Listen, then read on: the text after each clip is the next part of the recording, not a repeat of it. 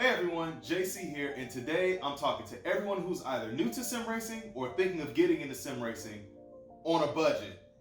With that being said, it brings me to this, the PlaySeat Challenge and the Logitech G29 Racing Wheel Combo.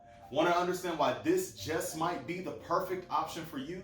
Stick around and I'll give you all the details.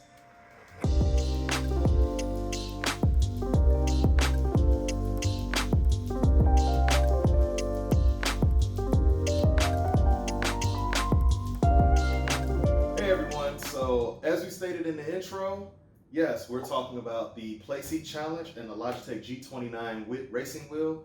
Yeah, I know this review has been done numerous times, possibly thousands of times before in the past, but seeing as though I'm a fairly new sim racer, I've had this set up for about 6 months or so. I just thought that I would, share my initial thoughts and impressions of it and just kind of give you all an overall understanding for us people who are like me, who are looking to get into sim racing, but really don't have the amount of cash to put over $1,000 into a direct drive wheel or into an all aluminum rig to begin with. So, getting started, I'm going to tell you why this is probably a good viable option. So, just as a quick walk around, as you can see, starting out, of course, it's a folding chair. I mean, call it what it is, but it's a folding chair, but it's not that simple. It's a folding chair with a little bit more rigidity. As you can see here, I'm like shaking it. It's lightweight, but as I'm shaking it, nothing's really loose, nothing is clanking, nothing is like deforming or anything like that. You have some pretty solid aluminum rods here that make up the structure of it. You have some really strong kind of solid straps. Once you strap them in there, they're pretty much not going anywhere. So, my initial impressions are pretty good about this. I mean, the fabric here, when I saw it initially on Amazon or in different pictures on the internet and on YouTube, initially this fabric looks really thin, but in all actuality, it's actually pretty thick. It has a pretty good feel. It kind of has like somewhat of an Alcantara kind of material feel, but it has a good suede feel. Well, I just said suede, but Alcantara, not suede. And surprisingly, it's fairly comfortable. It contours to the body fairly nicely. And the one thing is that it can get a little hot, being completely all Alcantara-like finish. And but overall, being a fold-up chair, it's actually fairly rigid for it. So now moving on to the Logitech G29 wheel. By the way, there are thousands of videos that talk about this, but my impressions of it. Initially, the wheel is actually pretty good. It's kind of a small diameter. I have pretty big hands, but it gets the job done. You have all of your buttons here. You have the PlayStation logo, PlayStation button set up for the most part. And honestly, there are enough buttons here to map just about everything that you need when it comes to sim racing. I personally haven't had an issue with mapping my buttons, my traction controls, my ABS, and as well as other things to the buttons here. I have plenty of buttons, and I'm going to go a little bit more into detail about that later as to the mapping and everything. But right now, I mean, I have no complaints. In terms of button layout and things like that, or number of buttons. Overall, it's a 900-degree steering wheel, so you get a good full 1.5 rotations in each direction before it locks out. It has a mechanical stop on each side. The feel of it kind of has this leather, it's a wrapped leather steering wheel with this midpoint here to show you exactly where you are and where you're aiming your wheel, so that way you can see exactly when you're centered and when you're not. Overall, it feels pretty good. It kind of has somewhat of a road car feel, but more of like a faux leather. It doesn't really feel authentic, but at the same time, it doesn't feel like a toy. It's kind of in between. So down here we have the pedals, and I'll talk more about the pedals as well later on. But initially, the pedals, I have a pretty good feeling from them. I mean, they get the job done. It's a three pedal setup, so if you are the type of person that likes to race in classic cars or older sports cars, that utilize an H pattern shifter, you're covered with your clutch, of course your brake, and your throttle, so no worries there. So the pedal plates here are an aluminum finish with little rubber grips all around them.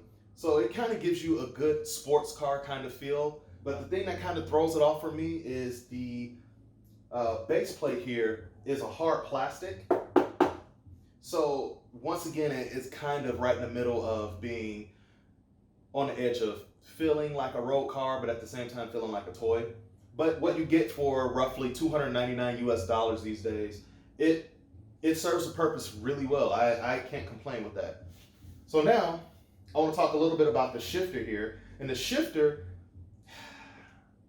it's in a different category by itself. I mean, whereas with the wheel and the pedals, we're kind of teetering on the edge of feeling like, you know, being a mixed reality. The shifter, on the other hand, definitely feels like a toy. It feels a little cheap. The throws in between shifts are, you know, they are what they are. And I'll go into more detail about the shifter later as well. But for about 50, maybe 60 bucks US, and you're just starting out, I don't think you can beat that. So now, one thing that does not come with the PlaySeat Challenge here or the Logitech G29, sorry, and you may have to buy it separately, is the mounting bracket for the Logitech Pro shifter here, Dragon Force shifter. You may not be able to see it, but I'm going to loosen up the strap here so maybe we can get at least somewhat of a view of it. All right, so you can see it here where it's mounted to one of the main structure rods. It's pretty much a 3D printed bracket that is held together by 2 screws, and in my case, I decided to wrap some 2-sided tape on the inside of where the 2 pieces mount together to actually help bind it more, to just kind of give it a little bit more rigidity. But this particular bracket, you can buy it on Amazon, eBay, online. It's all over the place. It only cost me about $12.99 US, and it's basically just a 3D printed bracket. So it can be a bit delicate. So when you're actually fastening in the screws here, you want to make sure that you don't tighten them down too much, because you can definitely snap the material, and if you do that, then you will definitely be out of a bracket. But it's fairly simple to find, and there are a lot of different avenues. So one other thing that I want to talk about with the pedals that I didn't hit on to begin with is that one other thing that I do like about the pedals is that the brake pedal, or all of the pedals actually, are moddable. Like, honestly, within this pedal set, and I'm not gonna, for the sake of it being done numerous times on YouTube, I'm not going to take it apart and show you myself, but this pedal set is fairly easy to take apart, and swapping the springs on the inside in order to give you a more rigid feel, or more of a load cell kind of feel, as well as the dampers on the inside, is very easy. On this particular pedal set, I have actually done that. I've actually added a much stronger spring to the brake pedal, as well as a tougher damper, in order to give it more of that load cell feel. Because initially, when you get this out of the box, the springs are very, very light, very thin, but in particular, the brake pedal has this rubber block in it, that so the spring is really light, and then all of a sudden you just hit this rubber block, so it's like you're just hitting the brakes, no resistance, and all of a sudden you just kind of hit a stop, and it just doesn't feel organic when you're driving a real car or a race car. So actually swapping out the spring and that damper helped tremendously. It has given these pedals a much more realistic feel, and it's a lot easier for me to judge my brake distances and things of the like. One other tip that I am going to note is that initially the throttle here is like a noodle out the box. It's like a noodle. It's so light. So a good rule of thumb, if you want to have a little bit more resistance in your throttle to help you with, throttle on corner exit, would be to swap the clutch spring with the throttle spring. The clutch spring initially has a lot more resistance than the throttle. I don't know why this was an issue, but with most sims, when it comes to the clutch, you really don't need to gauge the clutch often, especially with most modern race cars. You're probably not even going to use the clutch. But for those of you who love to race in classic cars or older 90s sports cars and early 2000s, or even muscle cars with H pattern shifters, all you really need to do is just make sure that the clutch is on and off, basically. And you can still regulate it within. I mean, it's still not super tough, but it's not super light. It's still just enough for you to get the right amount of clutch when shifting gears. And so with that being said, I want to go more into detail with gameplay and how it actually feels when you're actually in it, and talk more about the software for setting up the Logitech G29.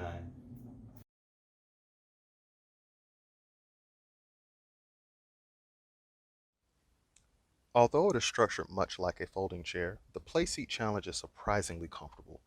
The seat itself is made of an Alcantara style material and thicker than it initially looks in photos. Even though it's a folding chair design, the seat is definitely more sturdy than the average folding chair. There is a fair amount of adjustability here too. The wheel plate can tilt up and down in order to give the driver the right amount of wheel angle for their specific comfort level. The tubing that the pedal base straps to is also adjustable. It can be set closer or farther away from the driver depending on their height. The same subassembly can be adjusted to slide left or right to account for pedal position. There is no way of hard setting this subassembly into place, but the red fastener clamps do a fairly decent job of keeping it in place. I recommend using a paint marker to mark the final position of your ideal adjustments in case this is accidentally moved out of position. Getting in and out of the seat is quick and easy. The curved support rails attached to the wheel mounting plate unlocks and lifts up and out of the way. Note that there is a small kickstand on the bottom left that needs to be extended in order to keep the seat from tipping over. The G29 is not very heavy, but when it is in the upright position, it is enough to tip this without any issues. Once in the seat, bring the wheel back down and lock it into position using the rotating lock on the right, and you're ready to begin racing. So whenever you're done racing, you can fold up the entire setup without having to disassemble anything and stash it away. This is perfect for the sim racer who is tight on space. What can be said about the G29 that hasn't already been said? Well, a lot if you're completely new to sim racing. Before buying it, I spent countless hours on YouTube watching reviews, but it wasn't until I bought one that I discovered how to fine tune and create specific setups. Something that's not completely obvious when you first install the G29 is that you will need to download Logitech G Hub, if you haven't already. I was unable to get the wheel to work until I downloaded this software, and honestly, it makes your life a lot easier. It can be downloaded directly from Logitech's download page. In the software, you can create specific mappings for your buttons and custom setups for all of your favorite sims or individual cars. The setup process is really intuitive and offers a surprising amount of setup sensitivity for the pedals and degrees of rotation for the wheel itself. One of the drawbacks I found with this software is that whenever you want to change to a different sim or car setup, you have to toggle the option to make this setup persistent. If you don't do this, when you click off of the software, the setup will revert back to the previous setup, and you will have to toggle the option off again, choose the correct setup, then toggle it back on to keep the new setup. It can be a bit confusing. The wheel's degrees of rotation will also fall out of sync. To correct this, you will need to go into the wheel settings, restore the default settings, set your degrees of rotation to the desired level, and ensure to check that the centering spring is on. Not sure if this is a bug or if this is intended, but it can be frustrating even though it only takes a few seconds to correct. In regard to button mapping, I found that this wheel provides a good amount of options for mapping just about everything that you would need. Only on a few occasions have I found that this wheel did not have enough buttons, but luckily I was able to easily navigate what I was looking for in The Sims MFD, for example, ACC's pitch strategy changes while racing. One thing that should be noted is that when it comes to the D-pad, you may have to go into the Logitech G Hub software and manually map these keys to match the keys on your keyboard. I honestly lost a bit of sleep when I couldn't initially figure out why these buttons were not working in Assetto Corsa the first time I played it. But with any sim, always make sure that every button, pedal, rotary encoder, toggle switch, and paddle shifter are matched to a function in the sim's options.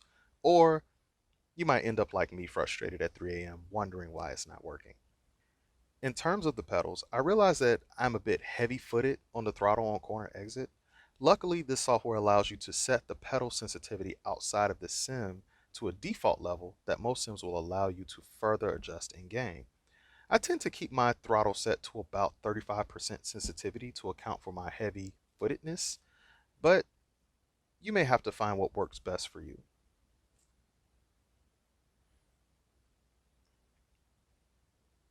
With the seat, hardware, and software properly tuned, it's time to go racing. This is where this combination surprisingly shines. The seat provides enough rigidity to accommodate the force feedback of the G29 while maintaining a certain level of comfort. The seat tends to be a bit warm after about 15 minutes, but still remains pretty comfortable. It is surprisingly quite stable and rigid for this wheel setup, despite what I've heard from other sources. Needless to say, this seat is not meant for the Hulk-like forces of direct drive wheels, but still provides a solid cockpit experience for the driver. When it comes to the G29, the force feedback is there and it's pretty solid. From what I have found from multiple sources online, this wheel is capable of putting out about 2 to 2.5 Newton meters of torque. This is nowhere near the forces of direct drive wheels like the Fanatec DD1, DD2, or Simucube, but for a fraction of the cost, this is a great way to get your feet wet and still get that much needed feedback. The construction of the wheel is a mix of plastic, leather, and aluminum paddles, which has a bit of a confusing feel to the bare hands. At times it can feel a lot like a toy, and at others can feel similar to a road car. This is a gear-driven wheel, which means that there are a lot more moving parts inside of this base than a direct drive wheel, and a lot more noisy to boot. With the force feedback set to high, this wheel clips like there is no tomorrow and definitely wakes the neighbors if you go over curves and rumble strips. But when you're not stress testing your suspension, the input feels smooth and responsive. I found myself getting into the zone fairly easy with this wheel when the competition is tough and I am at my peak concentration. At max strength, it offers a good amount of information through the wheel to let you know what the car is doing, at least at a basic level. Don't get me wrong, the wheel is responsive enough to let you know when the car is about to snap back due to overcorrecting. So you do still need to be smooth with all of your inputs. If you are looking for a smooth and quiet experience, this is where the G29 will disappoint you. Since this is a gear-driven wheel, there are a lot of loud clunks when the wheel is vibrating or if it spikes due to a sharp road impact. With the wheel only being between 2 and 2.5 Newton meters, clipping is very apparent and very audible. Take a listen here. The only way that I have found to get around this is to lower the force feedback gain that the individual sim is set to. But in order to get to a level of minimal clipping, the car and wheel becomes very floaty with little feedback. At this point, it defeats the purpose of having a force feedback wheel in my opinion, as you won't even be able to feel anything through the wheel. But this is subjective and your experience will no doubt be very different than mine. So definitely adjust it to what best fits your preference. The pedal set shares some of the same feel as the wheel. With a hard plastic base and metal pedals, the set teeters on the edge of a toy and road car. It is clearly not of the quality of more expensive sets, but this set gets the job done. I found that once I modded the brake pedal with a stiffer spring and inner bushing, I was able to find more consistent braking points, which ultimately led to faster lap times overall. A good idea for the throttle and clutch would be to swap those springs, as the throttle spring is very weak out of the box. The clutch spring being placed in the throttle offers more resistance that can help with gradually applying to the right amount of throttle on corner exit. For those of you who like to heel toe, the pedal plate can be adjusted left or right to get that right distance to get the operation correct. Just make sure that you're wearing some closed-toe shoes because your feet could slip off the metal and the pedals could snap back on you pretty hard. It does not feel pleasant, trust me. The shifter, on the other hand, feels completely like a toy. There's a fair amount of spacing in between the shift travel and is very easy to skip a few gears. Before becoming accustomed to the feel, I found myself shifting from 6th to 2nd or 5th down to 1st. You get the picture. You have to really concentrate on your next gear shift here, which can be a bit distracting on one hand and humbling on the other. But for the price of this shifter compared to many competitors, getting this one is an easy sell if you're an entry-level driver. So overall, I've had this set up for about 6 months or so now, and I have to say that I am thoroughly enjoying it, and it fits perfectly for the needs that I have right now, seeing as though space is limited right now. So being able to fold it up and kind of put it away in a closet to where it's out of sight, out of mind is perfect for my wife and me right now. And it just offers just a great amount of flexibility. In terms of how the seat feels and the ergonomics, I gotta say that at no point during the time that I've had this thing that I've felt uncomfortable, minus the fact that this seat actually gets really hot. So whenever I'm in the sim, I typically have to turn on a fan or something to keep me cool, but this thing gets really hot.